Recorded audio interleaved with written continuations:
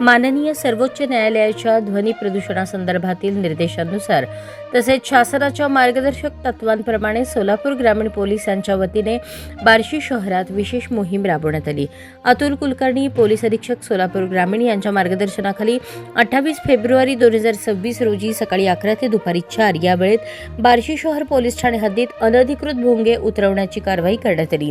या मोहिमेत अशोक सायकर, उपविभागीय पोलीस अधिकारी बार्शी उपविभाग, बालाजी कुकडे, पोलीस निरीक्षक बार्शी शहर यांच्या नेतृत्वाखाली बार्शी शहर पोलीस ठाण्याचे अधिकारी व अंमलदार यांनी सहभाग घेतला।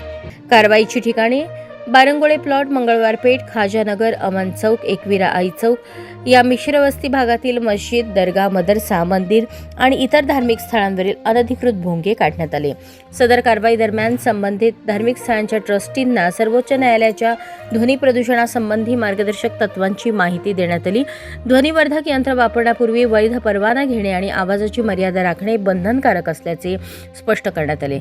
स्पीकर बॉक्स धार्मिक स्थळाच्या आतमध्येच बसवावेत अशी समजही देण्यात आली। ही संपूर्ण मोहीम शांततापूर्ण वातावरणात पार पडली असून कोणताही अनुचित प्रकार घडला नाही। सर्व समाज घटकांनी प्रशासनाला सहकार्य केले।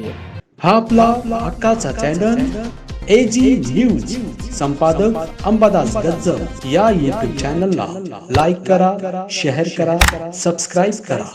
संपर्क 94 92 37 68 92।